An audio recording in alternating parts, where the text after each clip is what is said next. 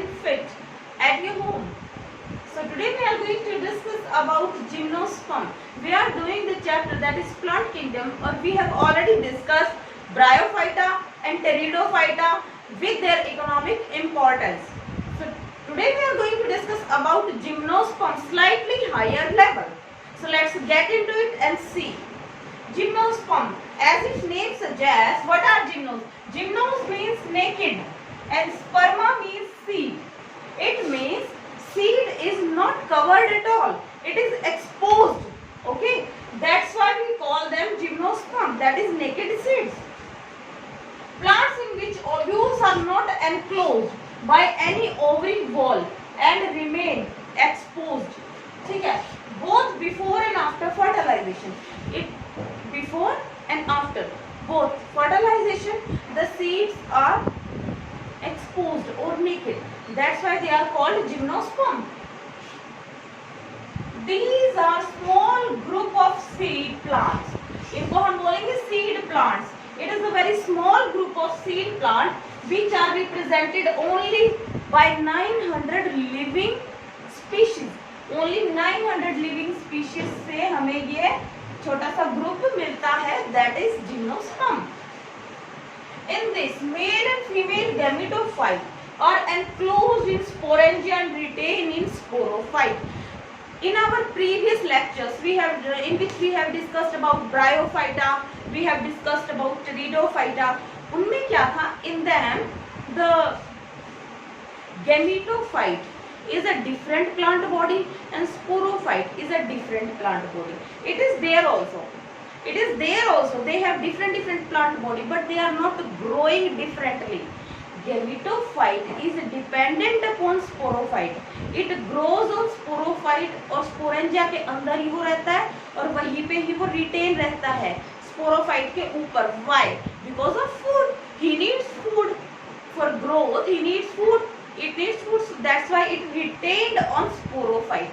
So that's what this line is saying. In this means in gymnosperm, the male and female gametophyte, that is N plant body, are enclosed in sporangia. Sporangia में enclosed रहते हैं and retained on the sporophyte. जो 2N plant body है उसके ऊपर ही retain रहते हैं within sporangia. Habitat, where we can find them? They are found in colder parts where they form extensive forest. Extensive forest बनाते हैं colder area में. Some are ornamental also. I thought maximum because they are beautiful. Gymnosperms are beautiful. So ornamental purpose के लिए भी इनको use किया जाता है. Ginkgo biloba, thuja, okay, Arnucaria. ठीक है. These are some example of gymnosperm. Morphology कैसी होती है इनकी? They are medium sized tree. Maximum medium sized होते हैं, but they can vary. The giant redwood tree, that is Sequoia, is one of the forest tree up to 100 meter. 100 meter तक ये लंबा हो सकता है redwood tree. So you can see in the diagram that is redwood tree. It is long because gymnosperms are maximum of medium height. So that's why they can be long. Rare chances are there. Okay. So redwood का जो tree है, जो Sikoa है, वो क्या है? वो इतना लंबा होता है, 100 मीटर तक इसकी हाइट जा सकती है. Then next comes species of Netum are woody climber. Woody climbers होते हैं ये. ठीक है. Smallest gymnosperm कौन सा होता है? Jamia pygmea. The Jamia pygmea, it is the smallest gymnosperm. As you can see in the diagram, it is the diagram of Jamia pygmea. It is the smallest gymnosperm. You don't need to draw this diagram in your fair notebooks, but you can see this is the smallest gymnosperm. This is the largest or longest gymnosperm. इसकी height 25 metre तक हो सकती है. Okay, and one more interesting fact, they can live up to 4000 years. 4000 साल तक ये जिंदा रहते हैं क्योंकि इनकी ग्रोथ बहुत ही स्लो होती है. Like pine, pinus, redwood, sequoia, जो pine trees होते हैं. I hope everyone sees, some have seen physically or some have seen in the TV that those trees with triangle shapes on the mountains, जो तिकोने तिकोने आकार के जो पेड़ होते हैं उनको बोलते हैं पाइन ट्रीज, पाइन फॉरेस्ट है ना, पाइन ट्रीज बोलते हैं। तो उसके एक ट्री को क्या बोलते हैं, पाइनस। वो साइकस का वो जिम्नोस्पर्म का एग्जांपल है। Redwood tree we have already discussed it is the longest gymnosperm. Plant body is sporophyte and differentiated into root, stem and leaves. They are bearing seeds, so definitely their plant body is differentiated into root, stem and leaf. जो हमने previously discuss किए थे, किसी किसी में true root stem नहीं था। क्यों नहीं था? I hope you remember that, क्योंकि उनके अंदर जाइलम फ्लोएम प्रॉपरली डेवलप नहीं था। ठीक है, 1 सेकेंड।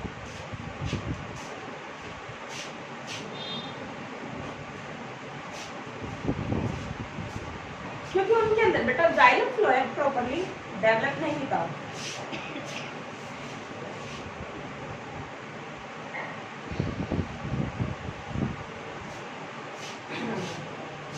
उनके अंदर जाइलम फ्लोएम प्रॉपरली डेवलप नहीं था, that's why they are not differentiated into true root, stem and leaf. यहाँ पे ट्रू रूट, स्टेम, लीफ में स्पोरोफिटिक जो प्लांट बॉडी है वो डिफरेंशिएट होती है। Plant body, the root of the some genera have fungal association. Fungal association होती है with the nitrogen fixing cyanobacteria that is nostoc and anabaena.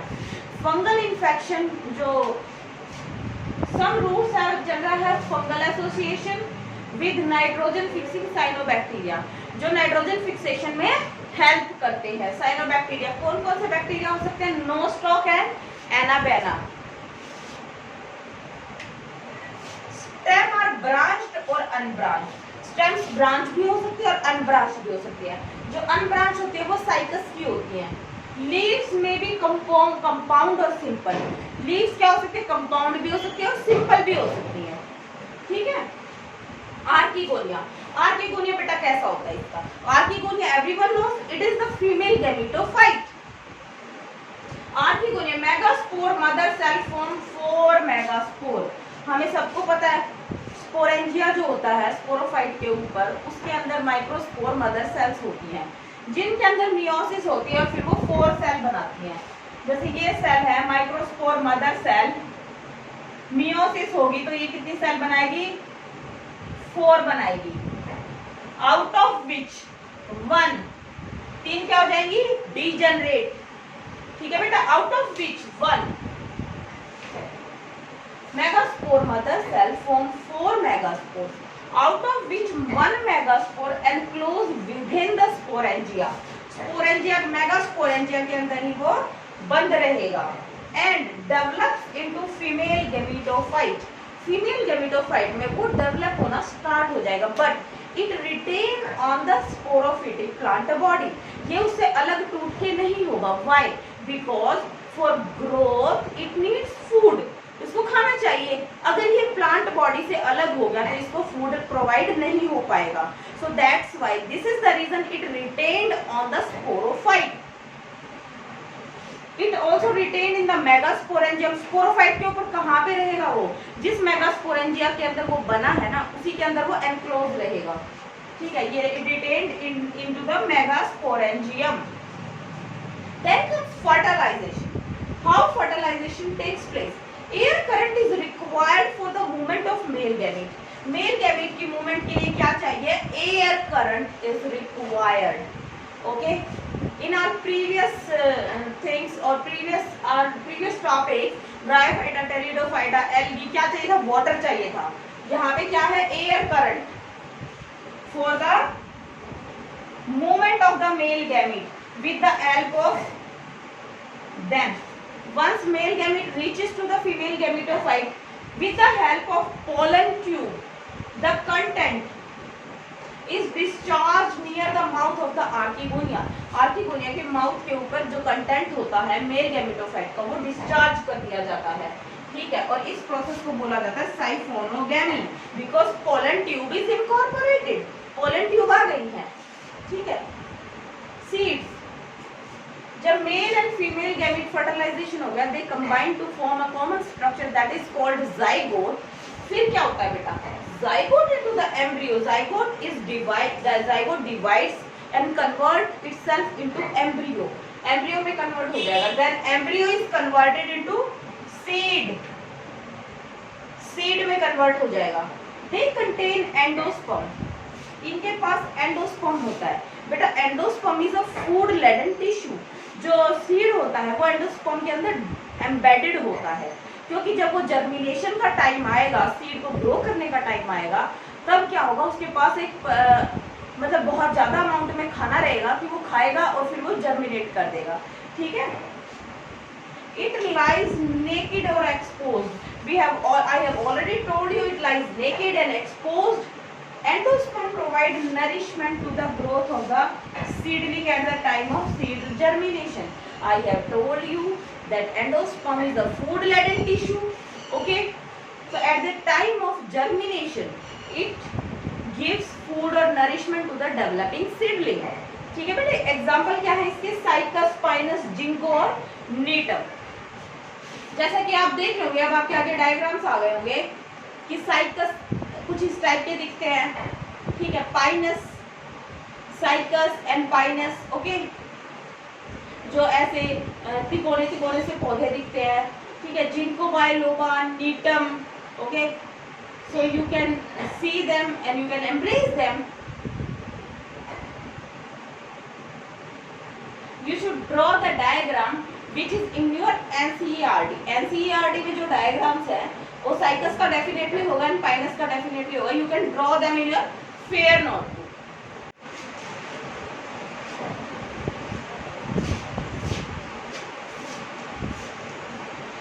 Now comes classification of gymnosperm. Gymnosperm की classification कैसे होती है? Varieties of 3 type: Cycadopsida, Coniferopsida and Nitopsida. G is silent here. ठीक है, साइकैडोप्सिडा में क्या होता है बेटा, इसका साइकेड्स आते हैं इसमें, साइकस वगैरह इसके एग्जांपल है। ठीक है, साइकस का जो हमने प्लांट देखा था बहुत ही ब्यूटीफुल सा होता है, छोटी हाइट का होता है, बहुत कम पड़ता है, मतलब बहुत बहुत ज्यादा लंबी लंबी उम्र के होते हैं ये। कोनिफेरोप्सिडा में आते हैं conifers, everyone knows about it, जो पहाड़ों में जो पेड़ होते हैं कोनिफर्स, चीड़, देवदार के, वो होते हैं कोनिफेरोप्सिडा में आते हैं। देन कम्स नीटोप्सिडा, जिसमें क्या आता है, नीटम इसका एग्जांपल है। ठीक है, so this is all about classification of gymnosperm. Diagrams you have already seen in previous slide. So now we get straight into economic importance of gymnosperm. What are economic importance? Seeds of pinus are used as food.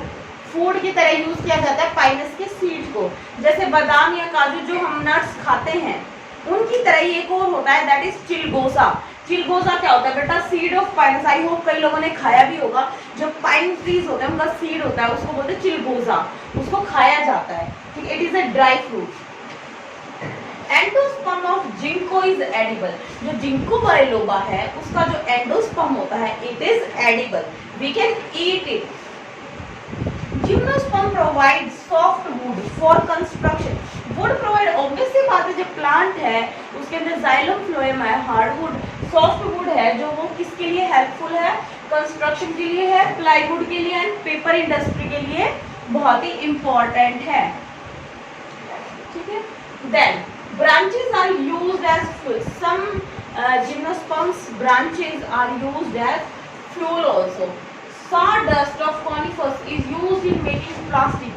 Plastic को बनाने में जो conifers की sawdust होती है वो बहुत ही helpful होती है। Resin is a semi-fluid secreted by conifers special tubules which help in sealing of gymnosperm cone after the pollination. बेटा कुछ सेल्स ट्यूब्यूल्स होते हैं कॉनिफर्स में जो कुछ सिक्रीट करते हैं, उसको बोलते हैं रेजिन। वो क्या काम आता है बेटा, वो काम आता है जो आर्किगोनिया है उसको जो कोन्स होते हैं फीमेल गैमेटोफाइट, उसको सील करने के काम आता है after pollination, helps in ceiling the female cone after pollination. Turpentine, जो बेटा ये जो रेजिन होती है ना, जब इसको हम डिस्टिलेशन करते हैं तब हमें टर्पेंटाइन नाम का एक मिलता है जो पदार्थ होता है। Turpentine is used for thinning of paint. Paint को थिन बनाने के लिए टर्पेंटाइन का यूज किया जाता है। एफ्रीडिया, ephedrine is a antibiotic obtained from ephedra. ठीक है, एफिड्रा से एफिड्रीन नाम की एक एंटीबायोटिक हमें मिलती है। It is used to curing respiratory disorder. Respiratory disorder को क्योर करने में ये हमें हेल्प करती है।